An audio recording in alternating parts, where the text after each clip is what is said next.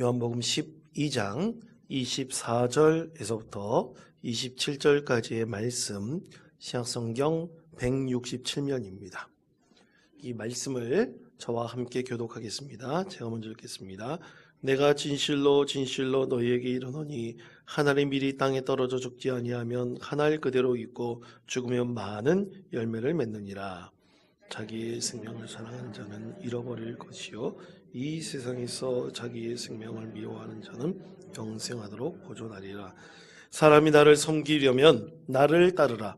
나 있는 곳에 나를 섬기는 자도 거기 있으리니 사람이 나를 섬기면 내 아버지께서 그를 귀히 여기시리라. 지금 내 마음이 괴로우니 무슨 말을 가리요? 아버지여 나를 구원하여 이 때를 면하게 하여 주옵소서. 그러나 내가 이를 위하여 이 때에 왔나이다. 아멘. 여러분, 우리가 성경을 읽을 때, 또 성경을 공부할 때 우리 마음에 감동이 듣고 깨달음이 있을 때 있지 않습니까? 그렇죠? 그리고 회개가 될 때가 있잖아요. 그러면 어떻게 해야 됩니까? 마음에 깨달음이 있고 회개가 있을 때 우리는 그걸 어떻게 해야 되죠? 예? 그러니까 말씀을 어떻게 해야 됩니까? 삶에 적용해야죠. 그렇죠?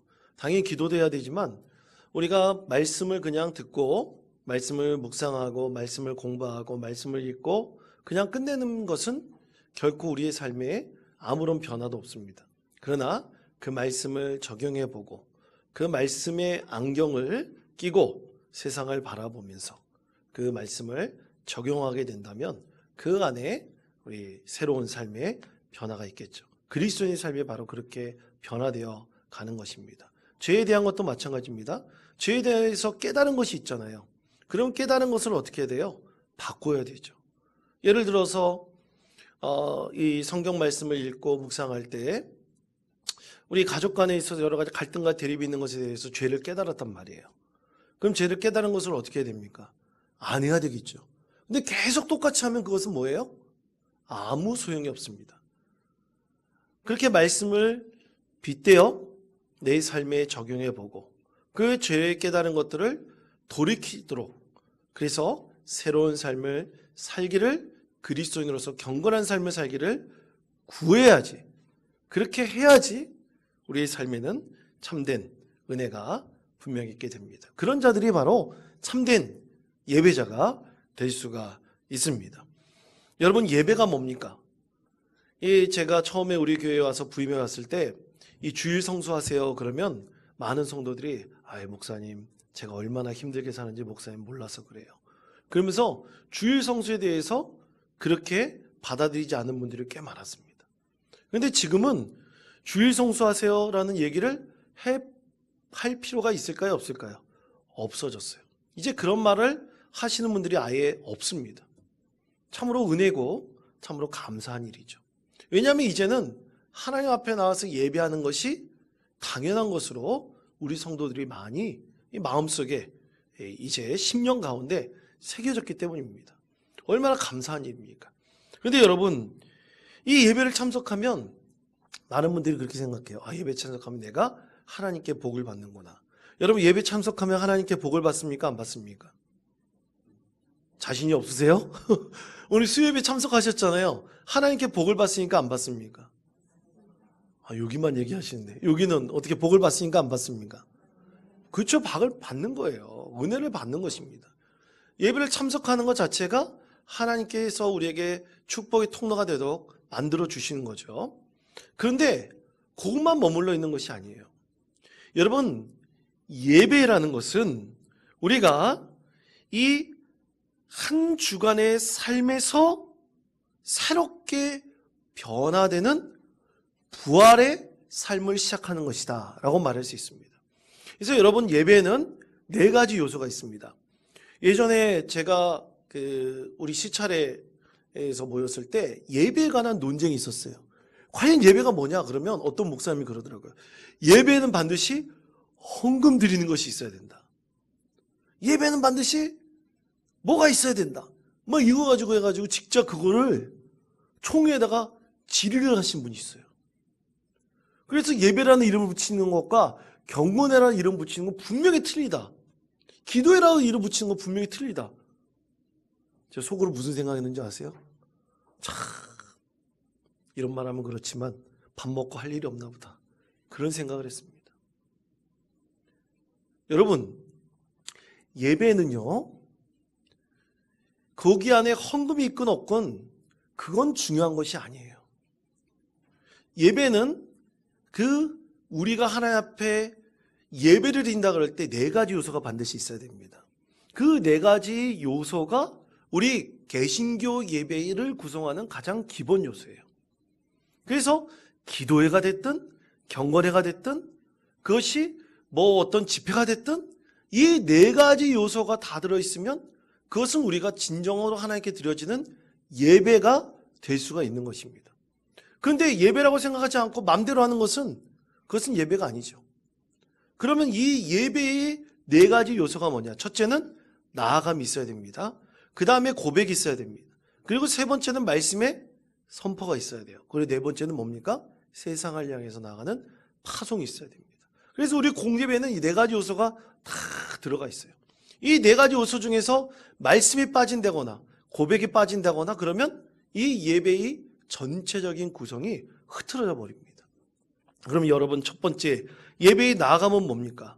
여러분 한 주간의 삶을 살면서 우리는 죄 가운데 거하면서 하나님 모르게 부지불식간에 죄를 짓기도 하고 하나님 멀리 있었던 마음을 갖기도 합니다. 그러면 어떻게 돼요? 마음대로 우리 하나님 앞에 나아갈 수가 없어요. 그러나 우리는 주일날 어떻게 돼요? 하나님 앞에 나오게 되어 있죠. 이 주일을 하나님께 귀하게 드리기 위해서 우리의 죄된 마음을 가지고 하나님 앞에 나아가는 것을 통해서 뭐가 시작되는 거예요? 예배가 시작되는 것입니다.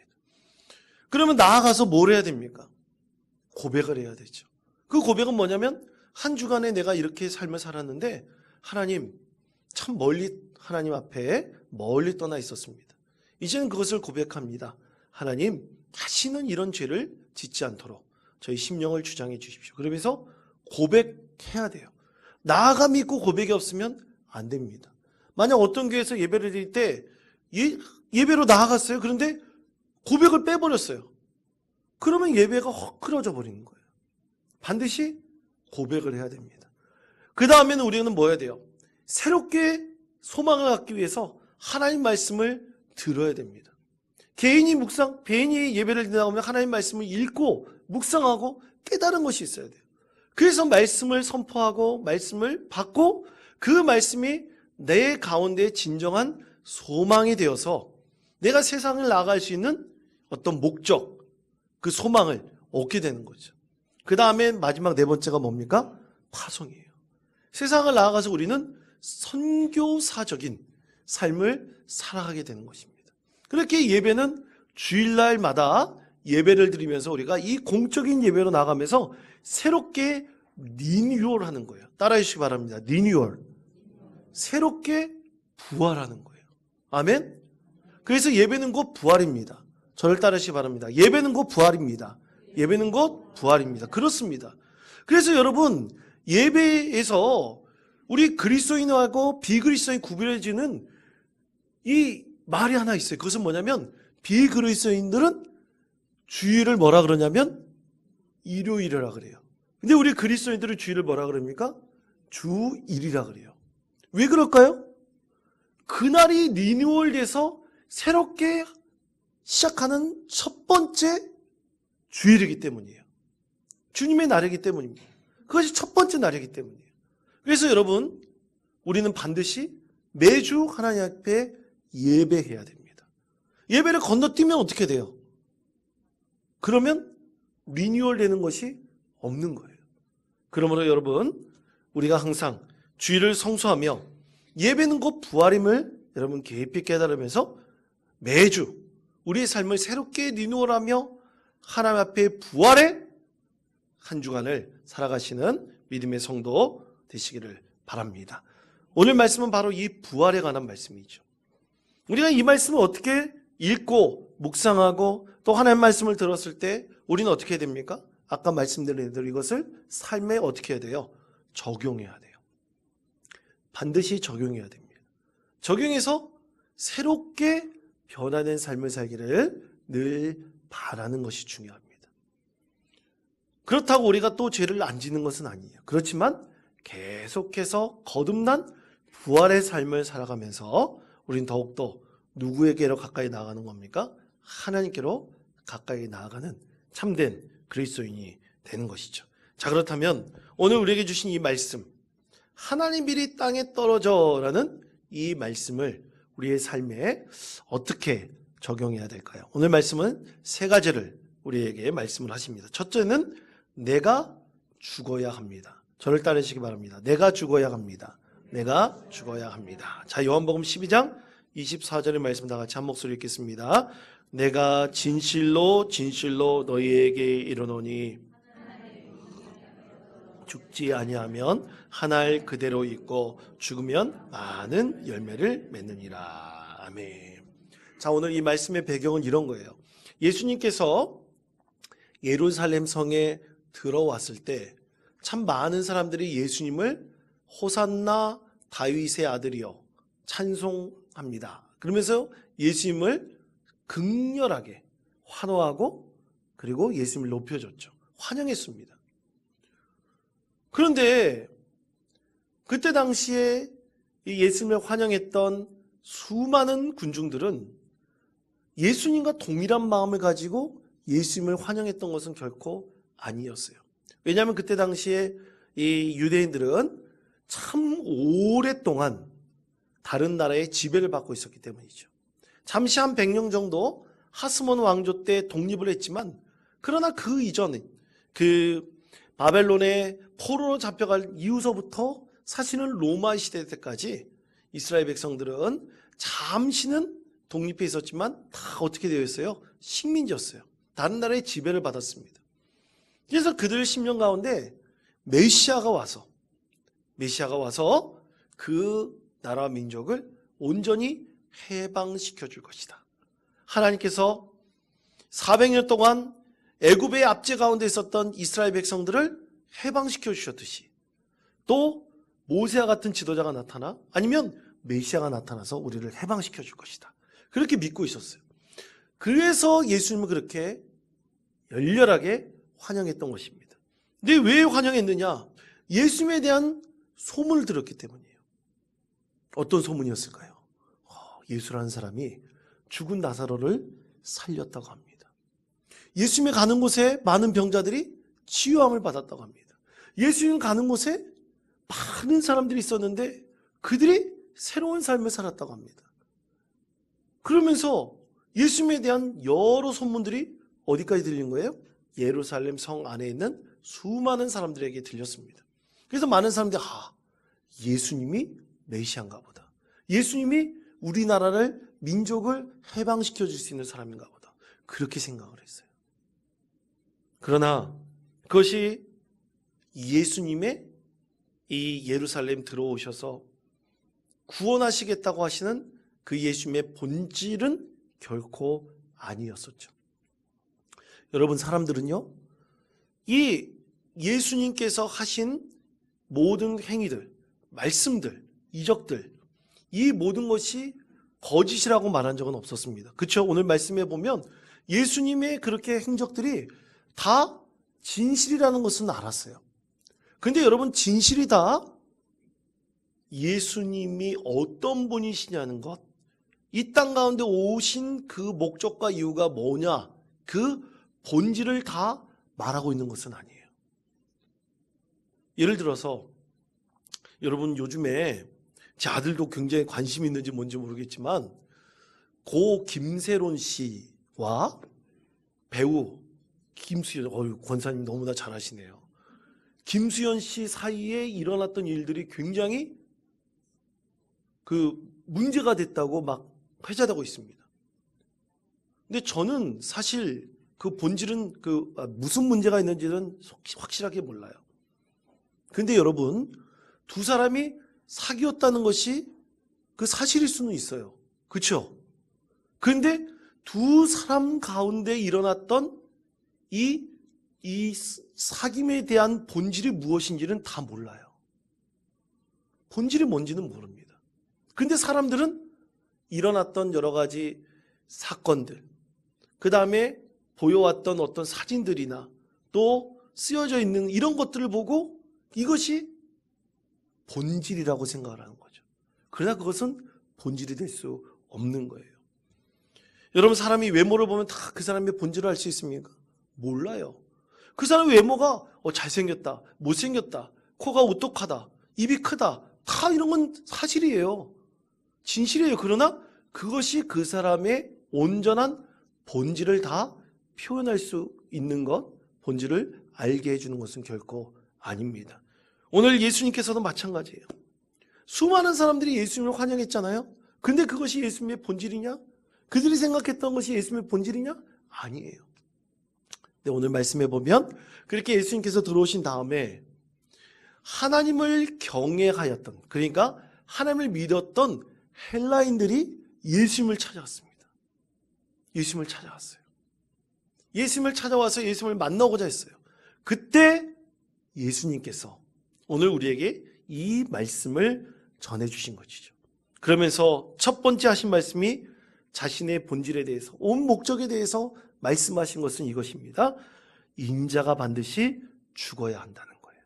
그래서 하나님 미리 땅에 떨어져 죽지 않으면 하나일 그대로 있고요, 죽으면 분명히 많은 열매를 맺게 될 것입니다.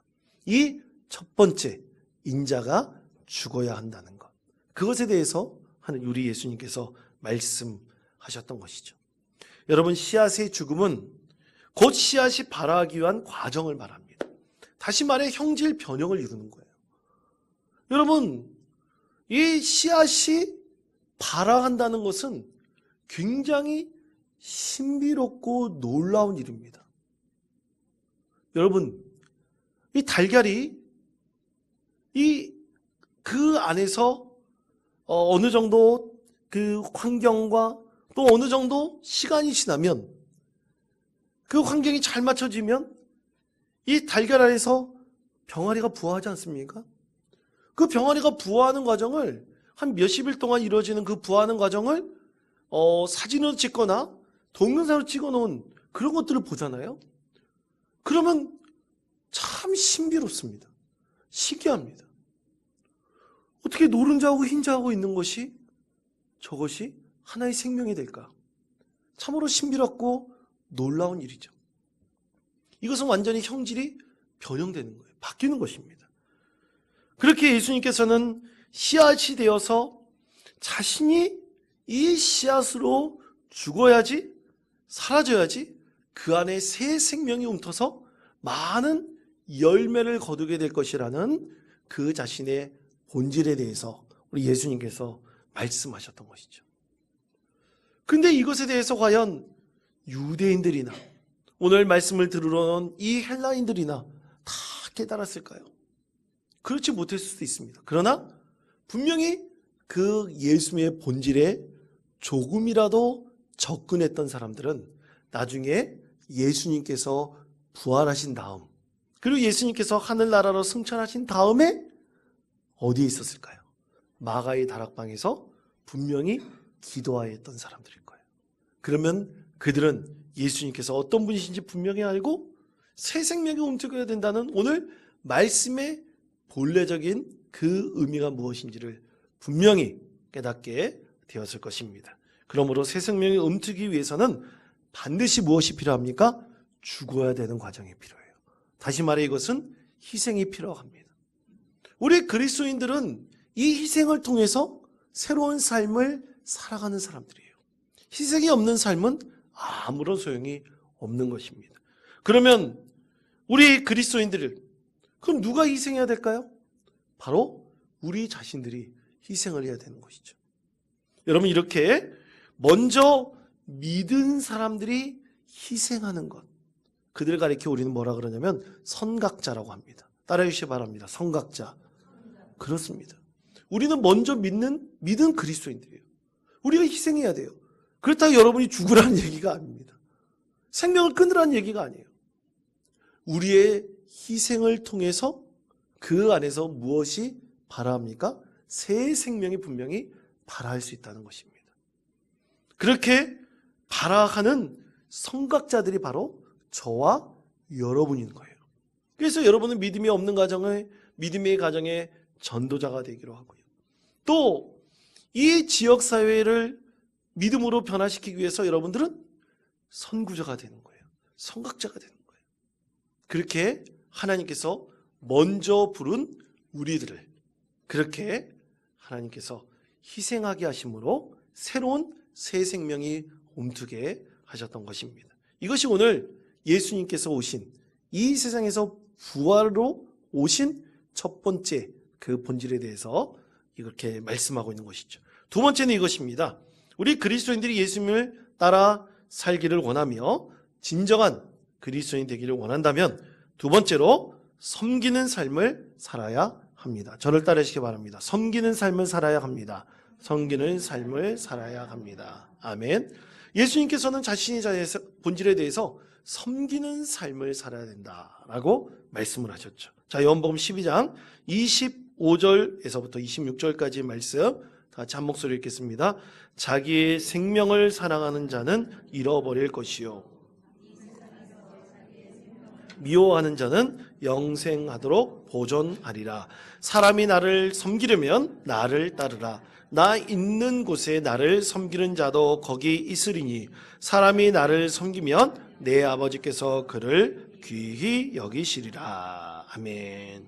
자, 예수님께서는 나를 섬기려면 나를 따르라 말씀하셨습니다.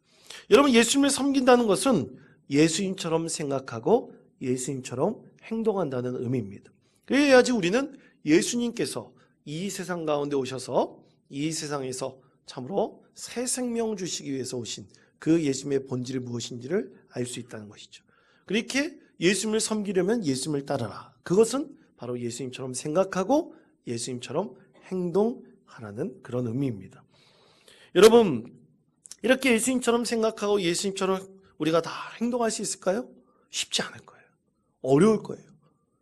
그리고 그렇게 바란다는 것, 그것이 우리의 삶에 참 어려운 또 힘든 그런 결단들이 될 수가 있습니다. 여러분, 그렇지만 우리는 그렇게 바라죠. 원하죠. 그러기 위해서 우리는 매주 예배를 드리며 우리의 행동과 우리의 삶에 대해서 우리 생각에 대해서 늘 결단합니다. 하나님, 우리가 이런 죄에서 멀어지게 해주시고 우리의 삶이 이렇게 변화되게 해주십시오. 이렇게 기도하면서 결단하죠. 그렇게 매주 그렇게 결단하고 또 하나님 앞에 나아가잖아요. 그러면 하나님께서 주신 그 우리에게 내려주실 그 은혜를 생각하면서 그 은혜를 내려주시기를 우리가 원하고 사모합니다. 그런 은혜가 있으면 어떻게 돼요? 마음에 감동이 있죠. 감동이 있으면 어떻게 됩니까? 그 감동대로 움직일 수가 있는 거예요. 새롭게 할 수 있는 것입니다. 그래서 우리는 하나님께 예배하면서 은혜를 받아야 되고 그리고 진정으로 예수님처럼 생각하고 예수님처럼 행동하기를 간절히 원해야 됩니다. 그럴 때 우리 인생 가운데 진정한 감동이 있고 또 우리는 스스로 이 세상 많은 자들에게 복음을 증거하기 위해서 섬길 수 있는 것입니다.